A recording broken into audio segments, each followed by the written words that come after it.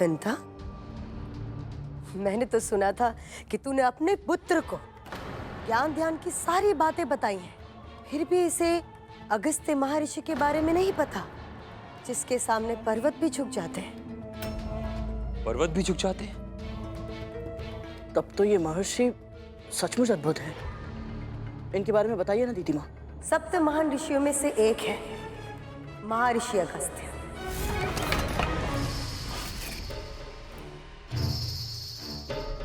इतने शक्तिशाली हैं, इतने शक्तिशाली कि एक बार उन्होंने विशाल पर्वत को भी विवश कर दिया था अपनी आज्ञा मानने के लिए।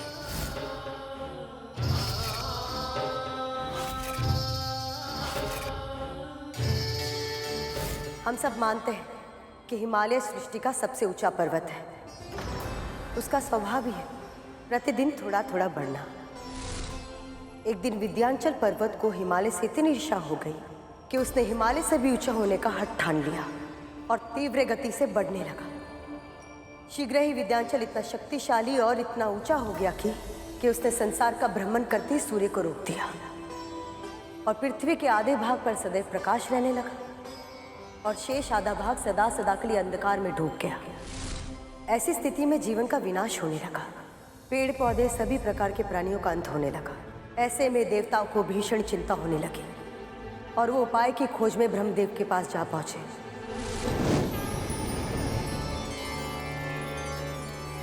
प्रणाम ब्रह्मदेव।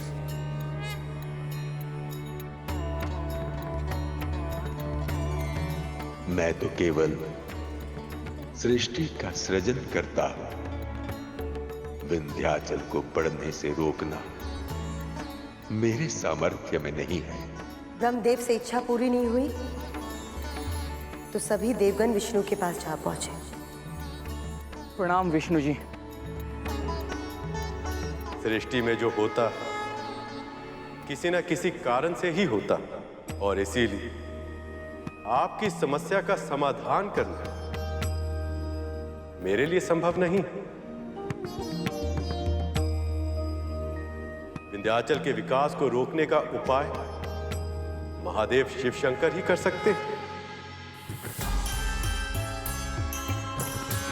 संपूर्ण ब्रह्मांड में केवल एक ही महात्मा है जो पृथ्वी पर छाए इस संकट का समाधान कर सकते हैं और वो है महर्षि अगस्त्य। आप सब उनके पास जाइए, समाधान अवश्य मिलेगा।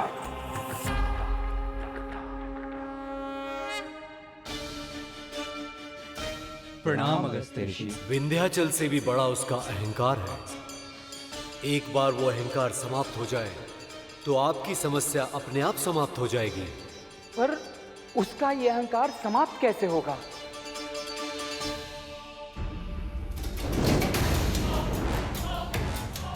कितने छोटे हैं ये सब मेरे सामने, कितने तुच्छ। ओम नमः शिवाय, ओम नमः शिवाय, ओम नमः शिवाय, ओम नमः शिवाय, ओम नमः शिवाय, ओम नमः शिवाय। मैं इतना विशाल हूं पर मेरी ओर आंख उठाकर भी नहीं देखा। ओम नमः शिवाय, ओम नमः शिवाय। अवश्य ही ये कोई बहुत सिद्ध महान ऋषि हैं, तभी तो शिव भक्ति में इतने लीन हैं कि आसपास की कोई भी वस्तु इन पर अपना प्रभाव नहीं डाल पा रही है। ओम नमः शिवाय। यदि इनका मुझे आशीर्वाद मिल जाए मेरा प्रभुत्व और भी अधिक बढ़ जाएगा। ओम नमः शिवाय। अभिवादन स्वीकार कीजिए महर्षि। ओम नमः शिवाय। अभिवादन स्वीकार कीजिए महर्षि।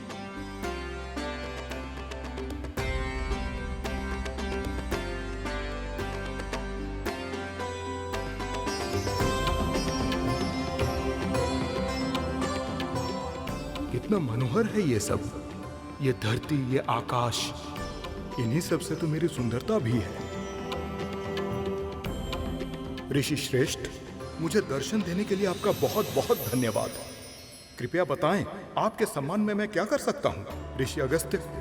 मैं दक्षिण दिशा की ओर जा रहा हूं। पर्वत श्रेष्ठ, जब तक लौट कर नहीं आता हूं आप ऐसे ही रहिएगा, दंडवत प्रणाम की मुद्रा में। यही मेरा उचित सम्मान होगा। जो आज्ञा महर्षि। महर्षि अगस्त्य ने उस दिन के बाद फिर कभी विद्यांचल पार नहीं किया। वो वहीं दक्षिण में ही बस गए, पर उनकी असीमित शक्ति का प्रमाण देता है विद्यांचल पर्वत आज भी उनकी लौटने की प्रतीक्षा में वैसे ही है, दंडवत मुद्रा में भूमि पर लेटा हुआ। पर आज वो अभिमान से रहित है और सृष्टि के विकास में अपना योगदान दे रहा है। ये तो सचमुच बहुत महान ऋषि है। इनके दर्शन करना तो सौभाग्य की बात होगी। इतना अधीर मत हो गरुण। अभी तक उनके व्यक्तित्व के एक ही पक्ष के बारे में जाना है तुमने, पर महर्षि अगस्त्य के व्यक्तित्व में बहुत कुछ ऐसा है जो सतह से नहीं दिखाई देता। उनके बारे में जानने के लिए गहराई में उतरना होगा। तेरे पिता महर्षि कश्यप बहुत शांत है, उन्हें देखते ही शीतलता का अनुभव होता है, किंतु वहीं दुर्वासा ऋषि, जिन्हें देखते ही क्रोध की अग्नि का अनुभव होता है, किंतु महर्षि अगस्त्य इन दोनों से भी विकट है। उनका व्यवहार अप्रत्याशित होता है। वो कब क्या करेंगे, किस पर प्रसन्न होंगे, किस पर क्रोधित होंगे और किसको अपना वरदान देंगे और किसको अपना श्राप, इसका अनुमान लगाना असंभव है। पिताजी और दुर्वासा ऋषि के सामने तो सावधान रहा जा सकता है, पर जिनकी प्रतिक्रिया का कोई अनुमान न लगा पाए, उनके सामने कोई कैसे व्यवहार करे? यही भूल उन दोनों ने भी की थी। आतापी वातापी के साथ क्या हुआ था, स्मरण है ना दीदी? ये कथा तो हमने भी नहीं सुनी माँ, बताइए ना, कौन थे आतापी वतापी? आतापी वतापी दो राक्षस थे। दोनों ने संसार में अपना आतंक मचाया हुआ था। एक दिन एक व्यापारी अपने घर लौट रहा था। उसे देख आतापी वितापी ने अपना रूप बदला और मायावी शक्ति से उस व्यापारी के साथ छल किया। फिर आतापी ने बोला, लगता है आप बहुत दूर से आ रहे हैं। मैं इस बकरे को खाने ही जा रहा था, वो तो शिव की कृपा से आपके साथ भेंट हो गई। आपको खाना खाने पीना नहीं जाने दूंगा मैं यहां से। मेरी कुटिया निकट ही है, आप आइए मेरे साथ।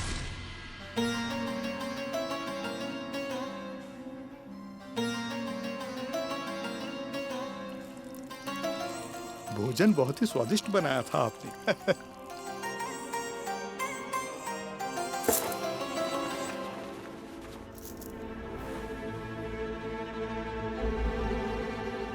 ये आपके लिए छोटी सी भेंट। बकरा बड़ा था, भोजन स्वादिष्ट, और भेंट ये इतनी छोटी सी। वातापी, समय हो गया।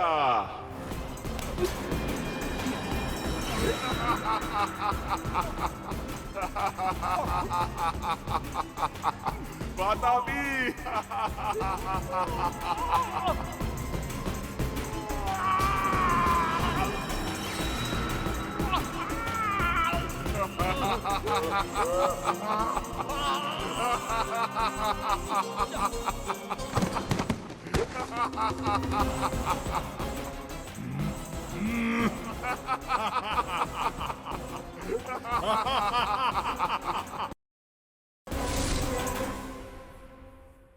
ये तो विचित्र माया है। पर माँ, महर्षि अगस्त्य की कथा का इनके साथ क्या संबंध है?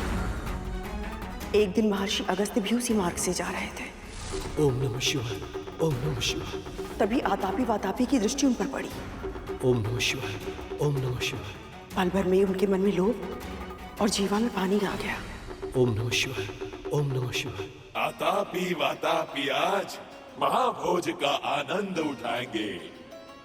ये ढोल सब पेट फाड़ेंगे और स्वाद से खा जाएंगे। लगता है बहुत दूर से आए हैं ऋषिवर। देखिए, बिन भोजन मैं आपको जाने नहीं दूंगा, निकट ही मेरी कुटिया है, तो आइए।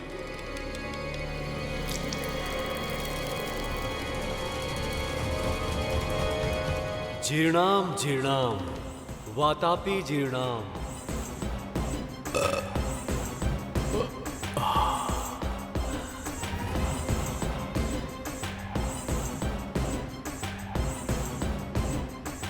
वातापी, वातापी, समय हो गया।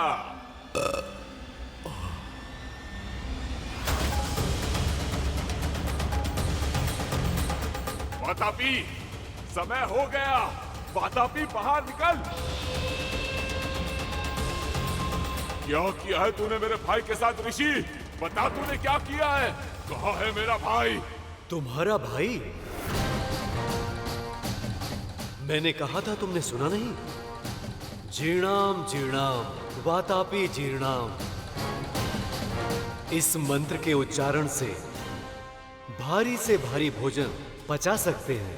तुझे इसका दंड मिलेगा।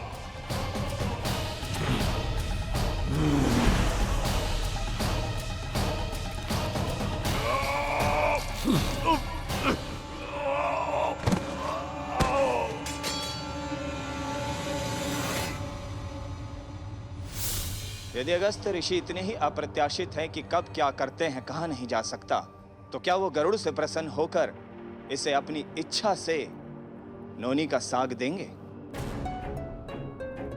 ये कार्य कठिन है, परंतु असंभव नहीं। महारानी, नोनी का साग मैं ले आऊंगा, वो भी समय से पहले।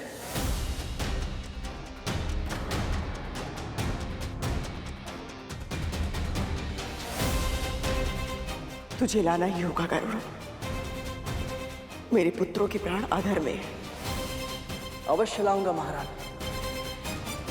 फिर चाहे मुझे अपने प्राण ही क्यों ना देने पड़े।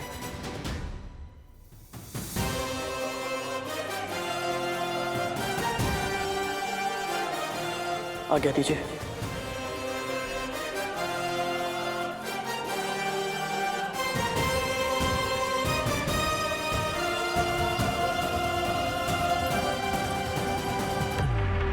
मैं गरुड़ के असफल होने की प्रतीक्षा नहीं कर सकती।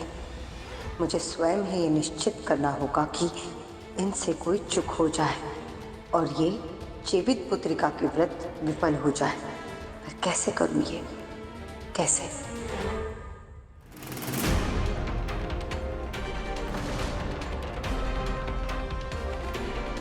सूर्यदेव अस्त होने ही वाले हैं, मुझे शीघ्रता करनी होगी।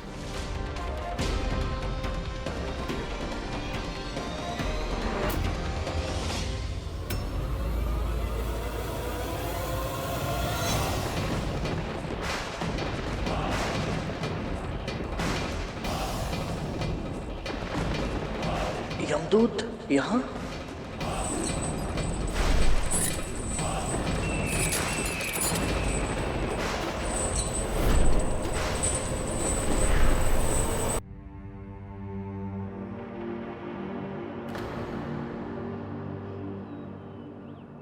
क्या देख रहा है गरुड़?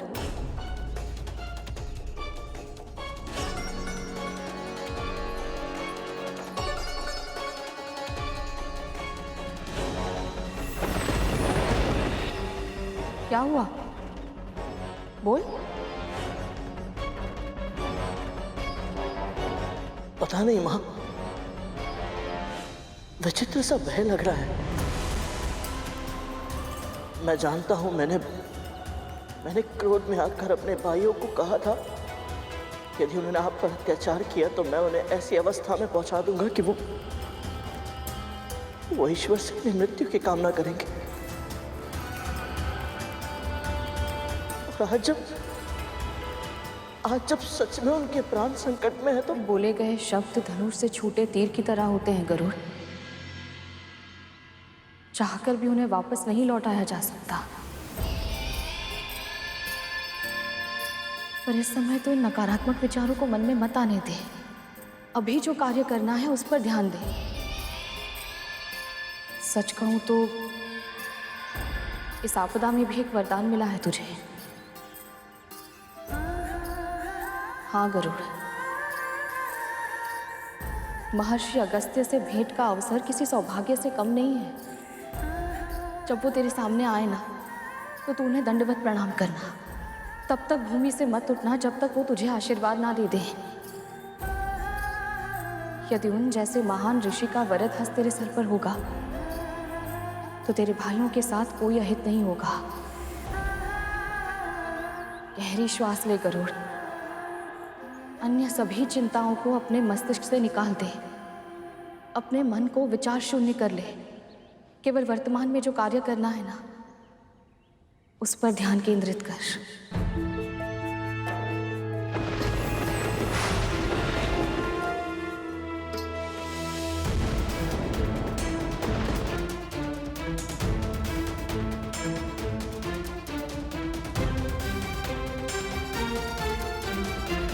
आज्ञा दीजिए माँ।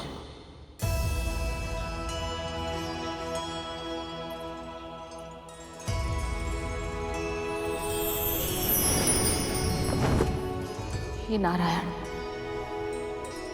इसे सफल बनाइए।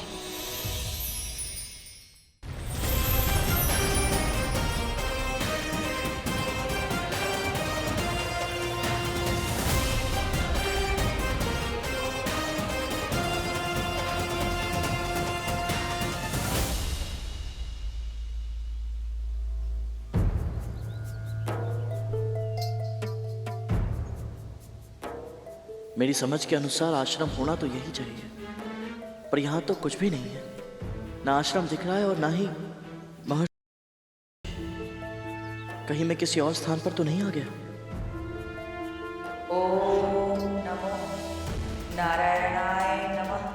ओम नमो नारायणाय नमः। पूर्ण विश्वास के साथ से तो ये कह सकता हूं,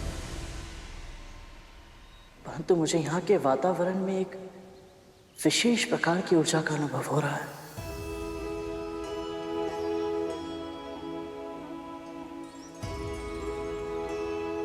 यदि आप सब महर्षि अगस्त्य की साधना शक्ति के साक्षी रहे हैं, तो कृपया मुझे भी उनकी आभा का दर्शन करवाइए। कोई संकेत दीजिए मुझे।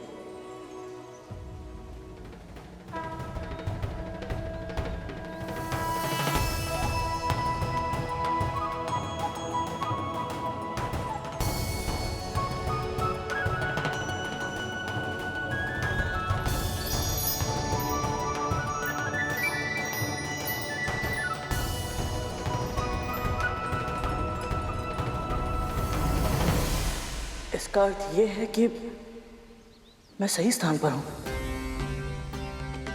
अब बस महर्षि के दर्शन प्राप्त हो जाए।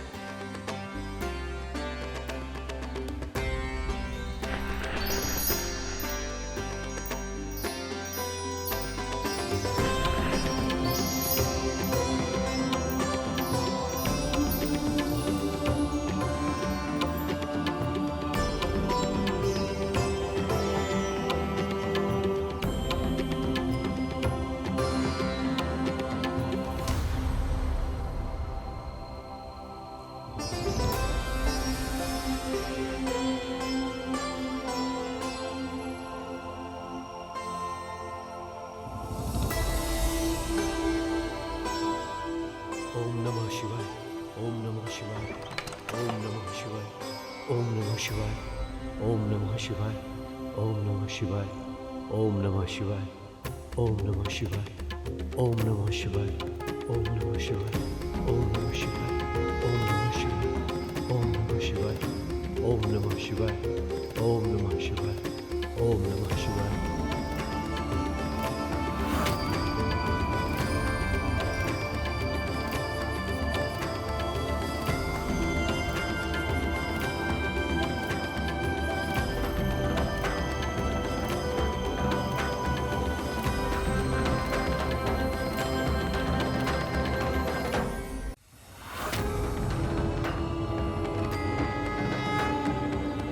महर्षि अगस्त्य से भेंट का अवसर किसी सौभाग्य से कम नहीं है। जब वो तेरे सामने आए ना, तो तू उन्हें दंडवत प्रणाम करना।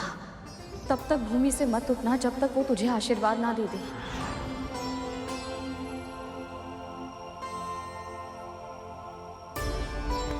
प्रणाम महर्षि।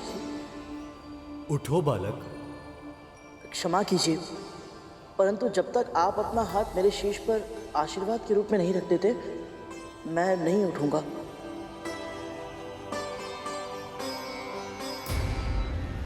इस दासी ने तुझ पर हाथ उठाया कद्रू, और तुमने इसको तन तक नहीं दिया। ऐसे नियंत्रित करी तुम इस विंता और उसके पुत्र को। मैं मानती हूँ कद्रू कि क्रोध ना करके तुम अपनी जीवित पुत्रिका के व्रत को व्यर्थ नहीं करना चाहती, क्योंकि तुम्हारे पास ये अंतिम उपाय है अपने पुत्रों के प्राण बचाने का। फिर यदि तुम इन दोनों को उनकी मर्यादा नहीं सिखाओगी तो देखना कद्रू, ये दासी एक दिन तुम्हारे शीश पर बैठकर राज करेगी और तुम सिर्फ चुपचाप देखने के सिवाय कुछ नहीं कर पाओगी। ये स्वयं तुम्हें थप्पड़ मार सकती है। तो कल्पना करो कि भविष्य में वो अपने विशाल विकट पक्षी से क्या क्या करवाएगी। तुम हंस रही हो कद्रू? स्वर्ग में तुम्हें बहुत अच्छी नींद आती होगी ना दीदी। तुम्हें स्वप्न देखने की इतनी लत लग चुकी है कि तुम दिन में भी स्वप्न देखने लगी हो। एक तो दिवा स्वप्न, ऊपर से इतना आनंददायक। हंसू नहीं तो क्या करूं?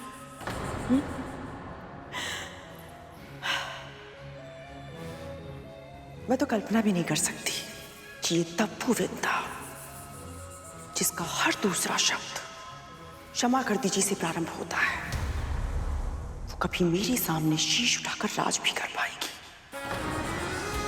वो मेरे समक्ष एक चींटी के समान है। जैसे एक चींटी अपने भार से सहस्त्र गुना अधिक भार उठाकर चलती है, वैसे ये भी कभी अपराध बोध का, कभी अपने वचन का, कभी अपनी अच्छाई का और कभी दया का बोझ उठाकर अपने शीश पर लाद कर चलती है। कि मेरे सामने अपना स्वर उठाए, असंभव है ये, असंभव।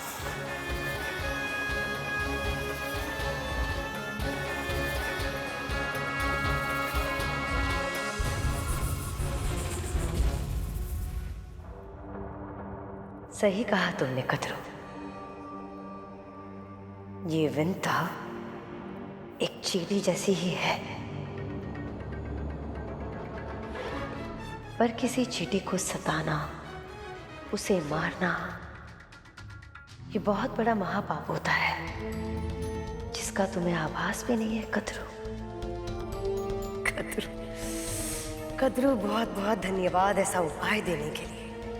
अब देखना कद्रू, ये छोटी सी चींटी ही तुम्हारे इतने बड़े व्रत को कैसे भंग करती है। बड़े ही हठी बालक हो तुम। आपसे हट करने की धृष्टता तो मैं स्वप्न में भी नहीं कर सकता। ये तो मेरी माँ की आज्ञा है गुरुदेव। उनकी आज्ञा का उल्लंघन मैं कभी नहीं कर सकता। गुरुर ब्रह्मा गुरुर विष्णु गुरुर देवो महेश्वर गुरु साक्षात परब्रह्म तस्मै श्री गुरुवे नमः। जिन गुरु के आगे त्रिदेव भी सम्मान से शीश झुकाते हैं, तुम उन्हीं गुरु की आज्ञा से अधिक अपनी माँ की आज्ञा को महत्व दे रहे हो। श्री गंगा जी के समान कोई और तीर्थ नहीं, श्री विष्णु के समान कोई और प्रभु नहीं, शिव के समान कोई पूज्य नहीं और माँ के समान कोई और गुरु नहीं। आप मेरे समान ये है गुरुदेव, परंतु संसार में माँ का स्थान कोई और कैसे ले सकता है भला? आप ही बताइए। तुम्हारी माँ ने तुम्हें उत्तम शिक्षा दी है गरुड़।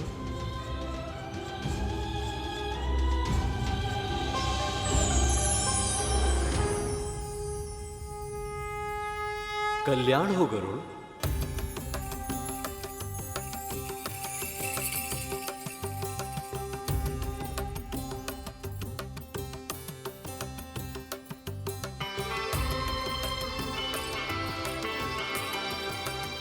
महर्षि, आप मुझे पहचानते हैं?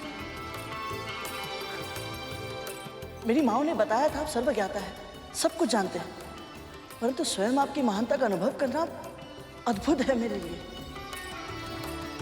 आप कैसे? जीवित पुत्री का व्रत के लिए नौनी का साग लेने आए हो ना?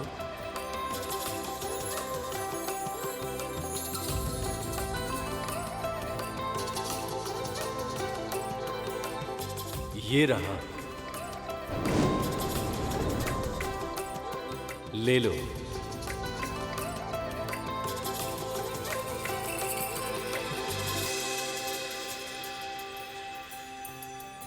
आपका बहुत बहुत धन्यवाद।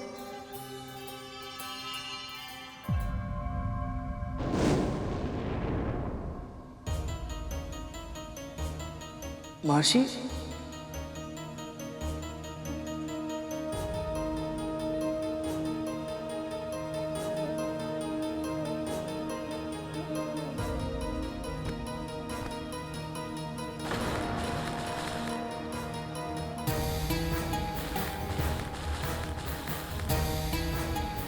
महर्षि,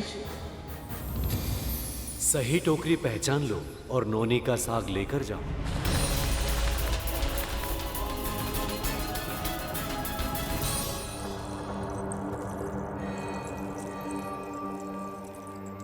राहु, ये नाक का बिल देख रहे हो, इसमें हाथ डालो। माँ, अब मैंने क्या किया? मुझे किस दोष का दंड दे रही हैं आप? दोष, दंड?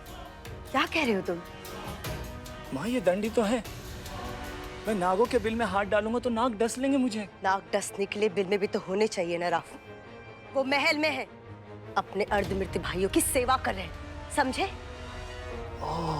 हाँ, पर फिर ये सब क्यों? चींटियां चाहिए मुझे। हाँ, मुझे तो लगा था गोबर उठाने से अधिक विचित्र कार्य है और कुछ नहीं है, पर आपने तो उससे भी अधिक विचित्र कार्य दे दिया मुझे। माँ, चींटियां क्यों चाहिए आपको? बकवास मत करो, व्यर्थ के प्रश्न पूछकर समय मत नष्ट करो। जो कह रही हूँ करो, हाथ डालो। आप कह रही हैं तो, पर माँ,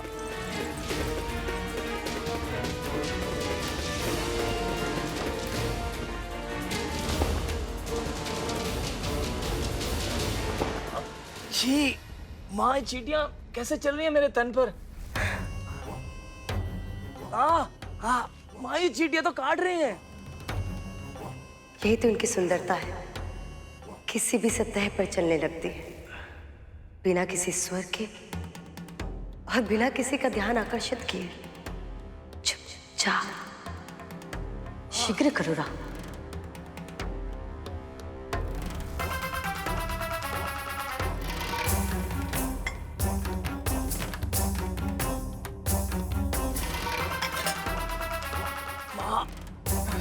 पकड़ो, अब चलो।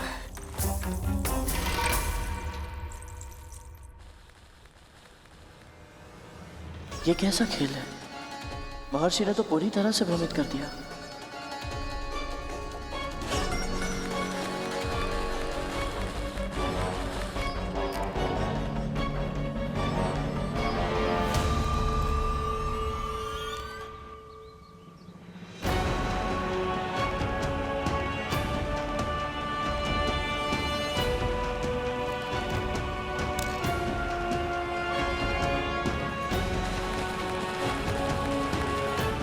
ये अंतिम अवसर है गुरु। यदि तुमने इस बार चूक कर दी तो तुम्हें नोनी का साग लिए बिना ही लौटना होगा।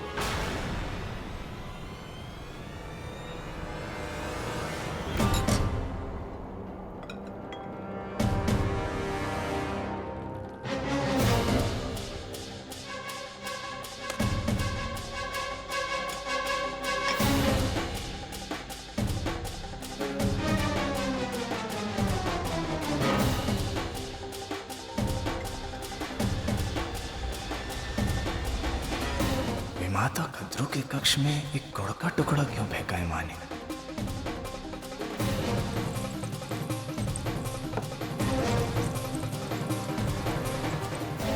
राहु, पकड़ो इसे ध्यान से।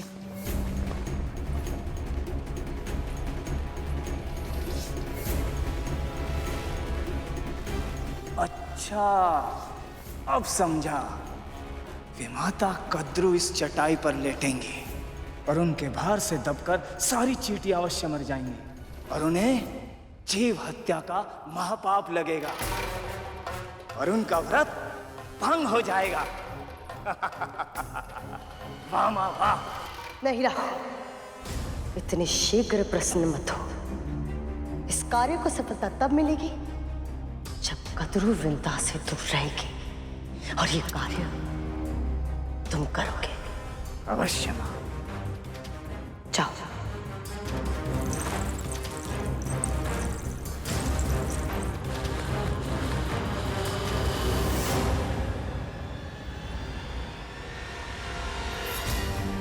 सूर्यदेव भी अब किसी भी क्षण अस्त हो जाएंगे। क्या करूं मैं? गहरी श्वास ले गरुड़। अन्य सभी चिंताओं को अपने मस्तिष्क से निकाल दे। केवल वर्तमान में जो कार्य करना है ना, उस पर ध्यान केंद्रित कर।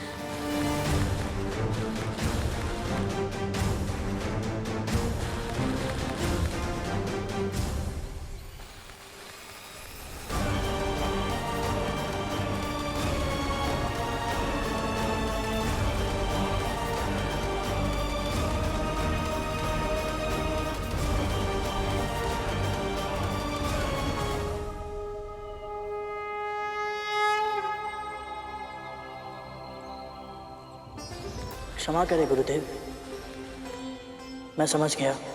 जब तक आप मुझे सिखाएंगे नहीं, मैं सही टोकरी चुनने में असमर्थ हूं।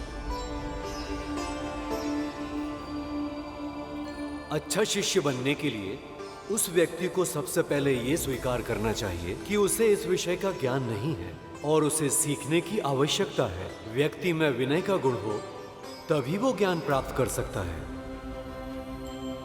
अब तुमने अपनी अज्ञानता को स्वीकार कर लिया है, तो मैं तुम्हें वो सभी विद्याएं जिनका ज्ञान मुझे है, वो सब अवश्य तुम्हें सिखाऊंगा। किंतु अभी ये लो, ये नौनी का साग अपनी मां के लिए ले जाओ।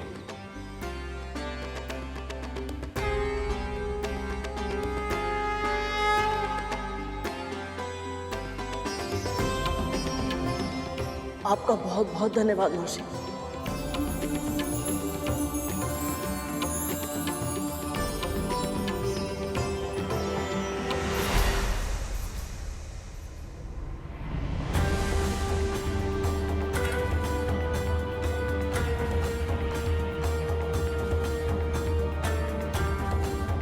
तुम गुरु से तब तक कुछ प्राप्त नहीं कर सकते जब तक कि तुम गुरु दक्षिणा न चुका दो।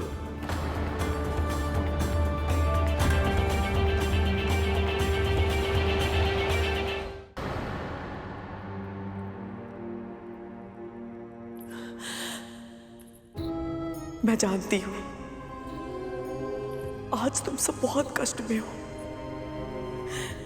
जीवन के लिए इतना संघर्ष करना होगा, कभी सोचा भी नहीं होगा तुम सबने।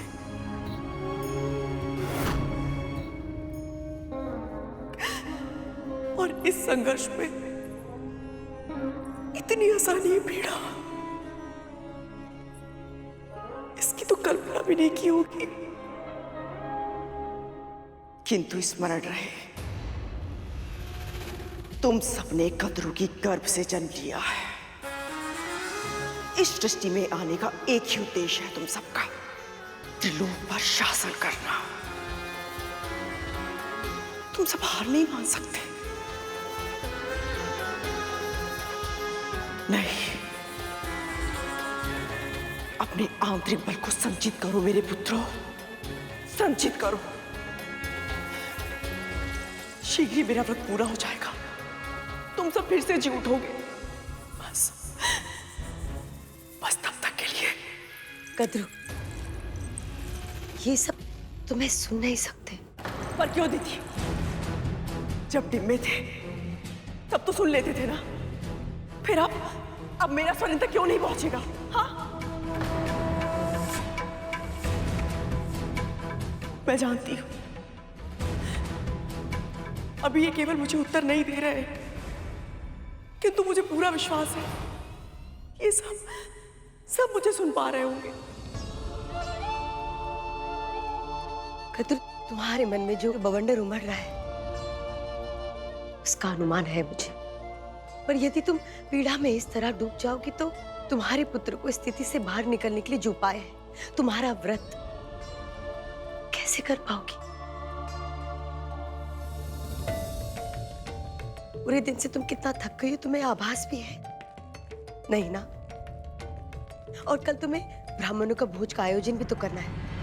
अब चलो चलो कद्रू, विश्राम करो। माँ, मैं जानता हूं आपका मन विचलित है, पर माँ, तन को नींद की आवश्यकता होती है। अभी आपका व्रत समाप्त नहीं हुआ, कल आपको ऊर्जा की अधिक आवश्यकता पड़ेगी। जी माँ, अपने लिए ना सही, हमारे लिए, हमारे भाइयों के लिए स्वयं के ऊपर इतना अत्याचार मत कीजिए माँ। चलिए तनिक विश्राम कर लीजिए। चलिए माँ।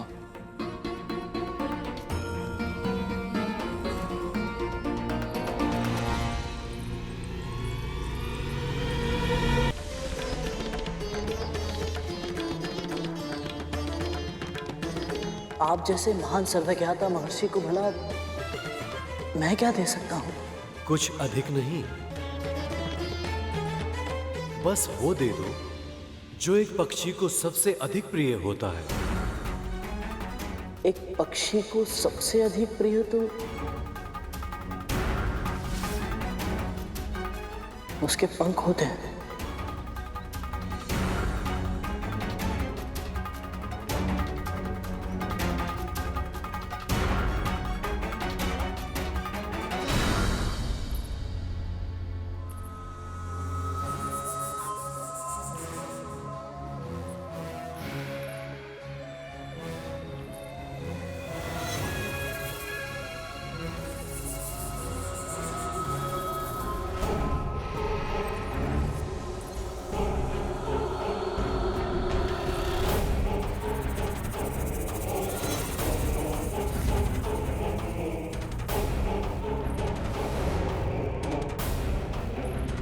जैसे ही कद्रू इस आसन पर विश्राम करेगी, उसके भार से अनेक चींटियां मर जाएंगी और जीवित हत्या के दोष में उसके जीवित पुत्रिका का व्रत टूट जाएगा।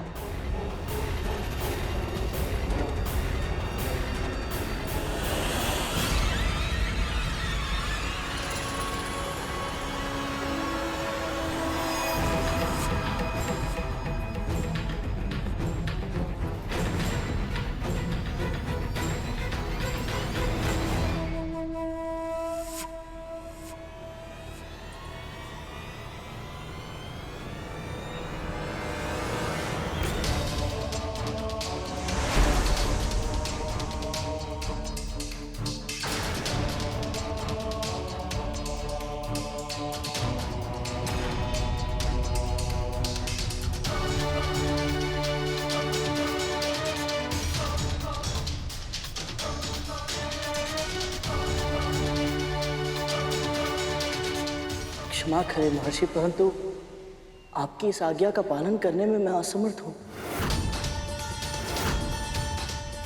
मुझे लगा था तुम में इतने संस्कार तो अवश्य होंगे कि तुम अपने गुरु का सम्मान करोगे, अपने कर्तव्यों का पालन करोगे और अपने वचन को पूरा करोगे, पर तुमने मुझे निराश किया है गरुड़। नहीं नहीं गुरुदेव, मुझे क्षमा कीजिए। मेरे कहने का ये अर्थ नहीं था कि मैं आपको गुरु दक्षिणा नहीं देना चाहता। मेरा तात्पर्य तो बस ये है कि मैं चाहकर भी आपको दक्षिणा नहीं दे पाऊंगा। मेरे ये पंख बहुत शक्तिशाली है गुरुदेव। कोई भी साधारण तलवार इन्हें काट नहीं सकती। ये कोई साधारण तलवार नहीं है गरुड़। जहां इच्छा होती है वहां साधन अपने आप उत्पन्न हो जाते हैं गरुड़। इस संसार में ऐसी कोई वस्तु नहीं जिसके सामने इस तलवार की धार हार जाए।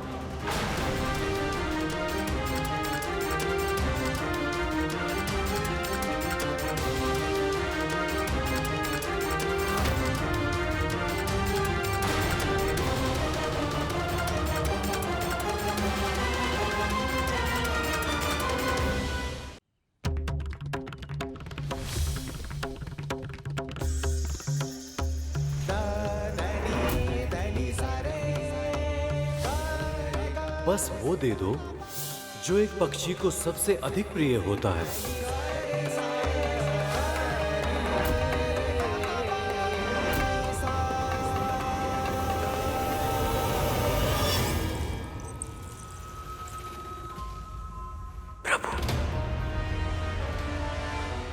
आपसे कुछ नहीं छुपा है।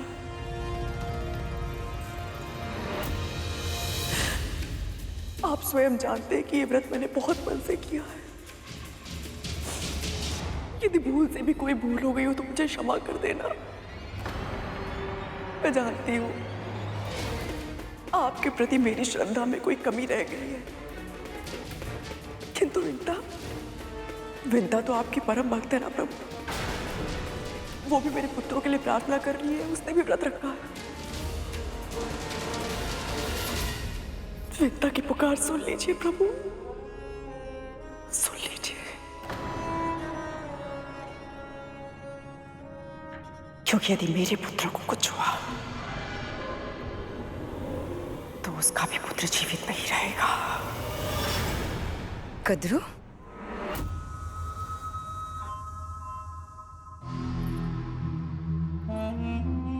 कद्रू, मैंने तुम्हें विश्राम करने के लिए कहा था ना? अवश्य करूंगी, किंतु जाप करने के बाद।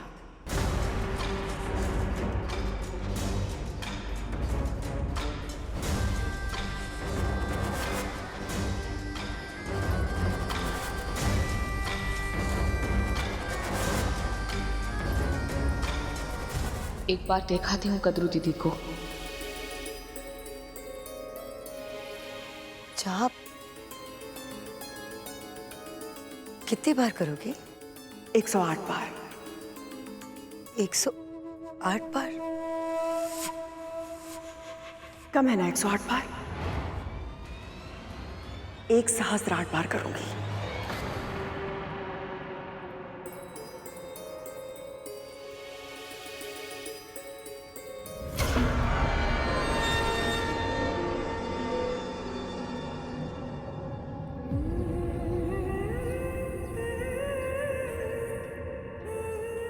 आपका बहुत बहुत धन्यवाद प्रभु। आपने मुझे जीव हत्या का महापाप करने से रोक लिया। पर ये इतनी सारी चींटियां।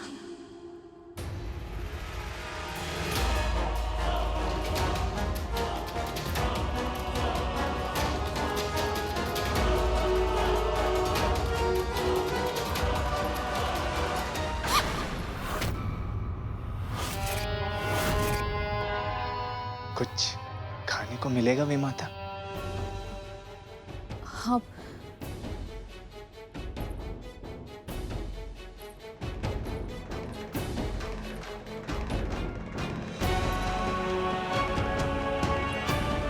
बस अब किसी भी पल चींटियों की जीव हत्या के दोष से कद्रू का व्रत टूट जाएगा।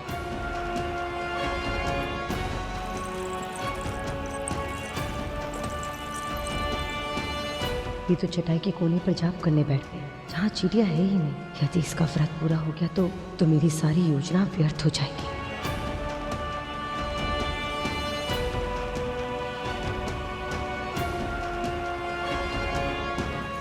ओम नमो नारायणाय नमः। ओम नमो नारायणाय नमः।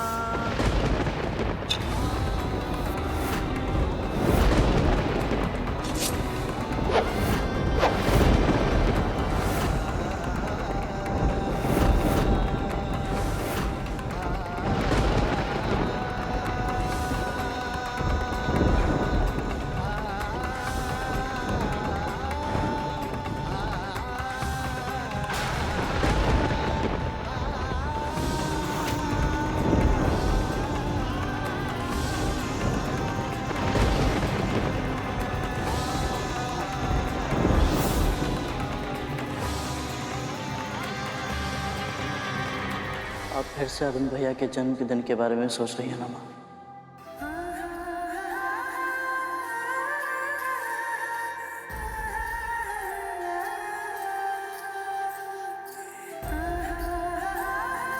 कभी कभी जब मैं अरुण को देखती हूँ, मुझ में जो कुछ भी बुरा है वो सब जैसे बांध तोड़कर बाहर आ जाता है। उसे जब देखती हूँ तो मेरे सारे दोष मेरे सामने आकर मुझे सत्य का दर्पण दिखाते हैं। कहते हैं, देख विंता, तेरे कारण तेरे पुत्र को अर्धविकसित अवस्था में जन्म लेने पर विवश होना पड़ा। पर फिर जब पलटकर तुझे देखती हूँ तो लगता है कि इस जीवन में कुछ पुण्य तो अवश्य किए होंगे मैंने,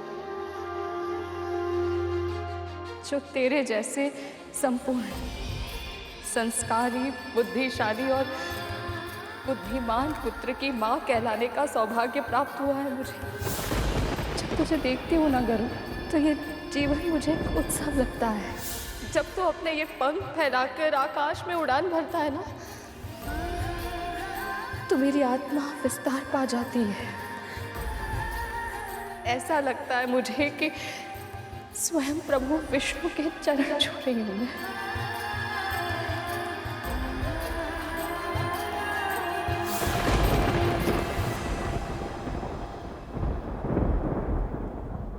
पंख कट गए तो मैं अपनी मां को दास्ता से मुक्त कैसे करा पाऊंगा? अपने भाइयों को दिया वचन कैसे निभा पाऊंगा? पिताजी की आशाओं को पूरा कैसे कर पाऊंगा? और सबसे आवश्यक तो ये है कि बिना पंखों के मैं समय से पहले महल कैसे पहुंच पाऊंगा, ताकि मेरी दोनों माओं का व्रत सफलतापूर्वक पूरा हो जाए और मेरे नाग भाइयों के प्राणों की रक्षा हो पाए।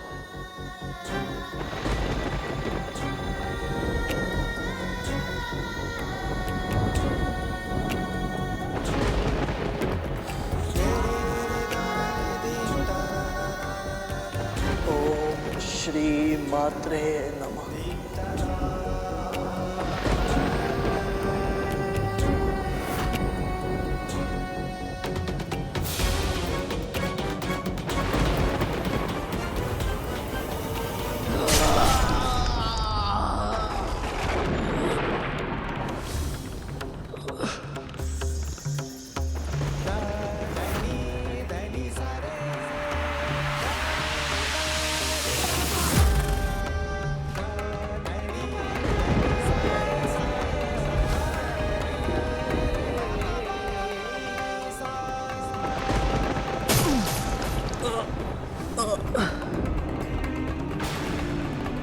हे नारायण, मुझे अचानक इतनी पीड़ा क्यों हो रही है? कहीं मेरा पुत्र किसी संकट में तो नहीं?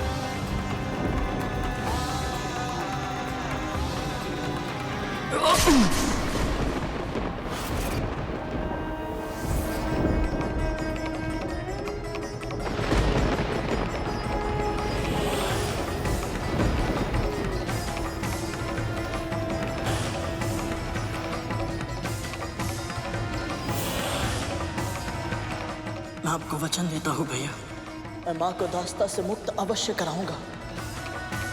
वचन देता हूँ मैं।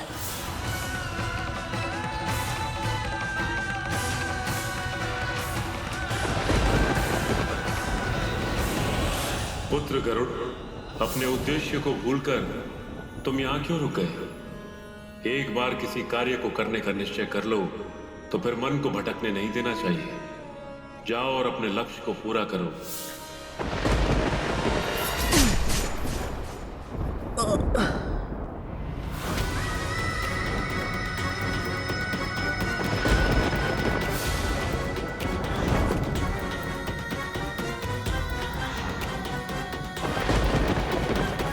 महारानी, मैं नोनी का साग समय से पहले ले आऊंगा, फिर चाहे मुझे अपने प्राण ही क्यों ना देने पड़े।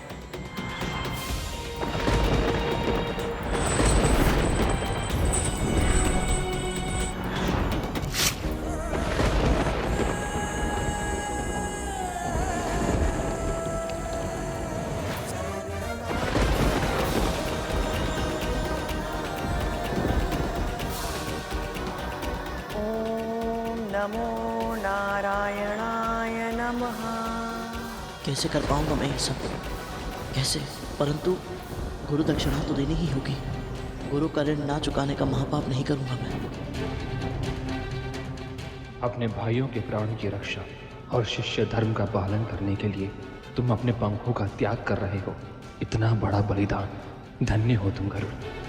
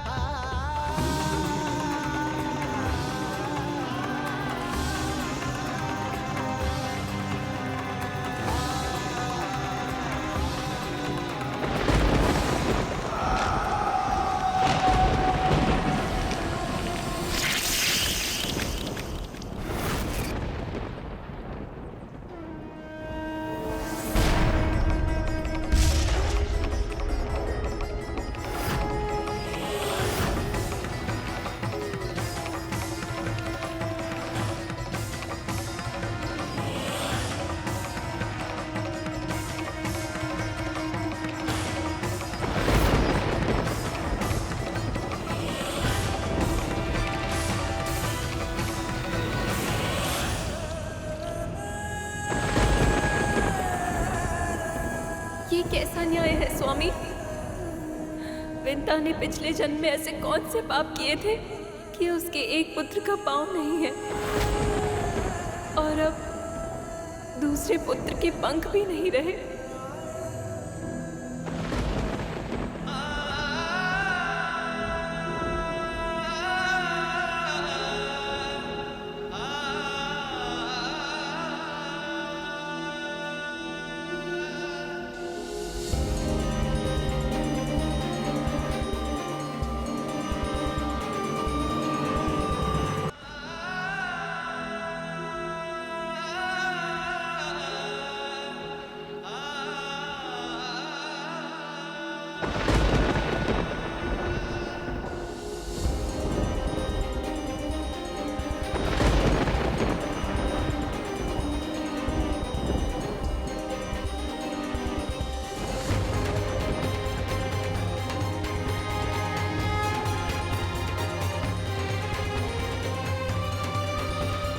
तूने क्या किया भाई? अब हमारी माँ को उनके कष्टों से मुक्त कैसे करवाएगा तू?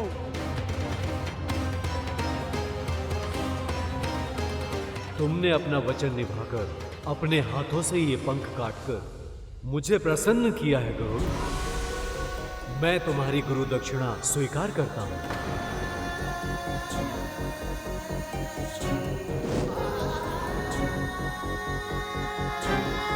ये लो, ये नोनी का साग ले जाओ और अपने भाइयों के जीवन की रक्षा करो गरुड़।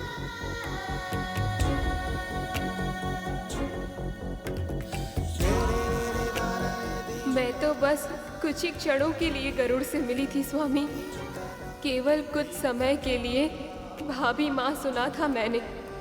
इसकी भाभी माँ होने का अनुभव किया था। और फिर भी इसे इस दशा में देखकर मेरा हृदय फटा जा रहा है। तो इसकी माँ जब इसे ऐसे बिना पंखों के रक्त से सना हुआ देखेगी तो उनकी क्या दशा होगी स्वामी?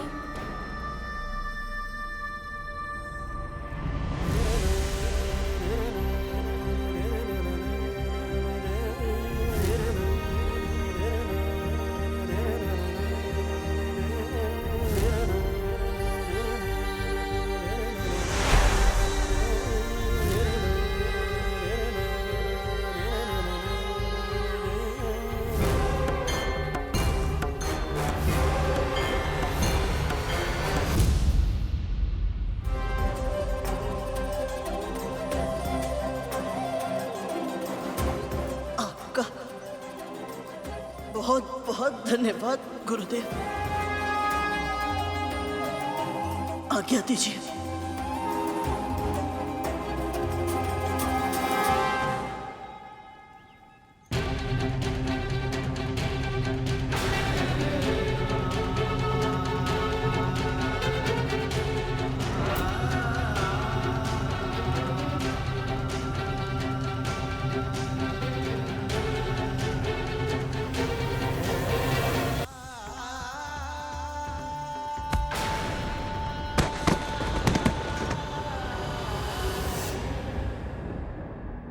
मैं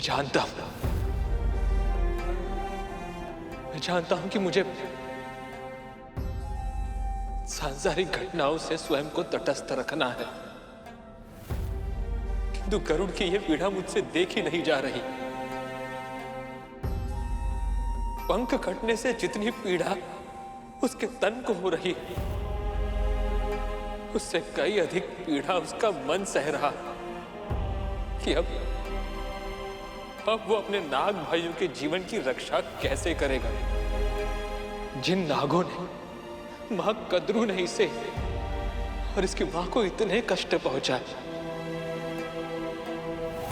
ये उनके कष्ट के लिए व्याकुल हो रहा है जो सदैव परोपकार की भावना अपने मन में रखता है। महर्षि अगस्त्य उनके साथ इतने कठोर कैसे हो सकते हैं? प्रभु, गरुड़ के पंख ही नहीं रहेंगे तो केवल विंता मां का ही नहीं, सभी भक्तों का अपने ईश्वर से विश्वास उठ जाएगा। हे प्रभु विष्णु, हे नारायण, ये कैसी लीला है आपकी?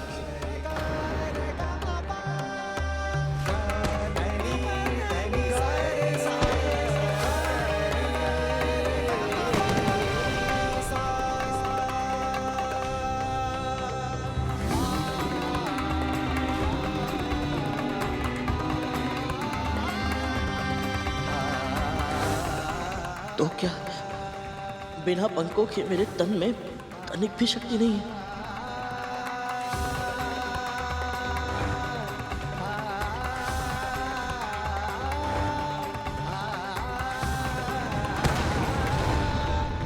एक पक्षी को उसके पंख इसीलिए सबसे अधिक प्रिय होते हैं क्योंकि उसमें उसके प्राण बसते हैं। अब पंख नहीं रहे तो मेरे प्राण भी नहीं रहेंगे।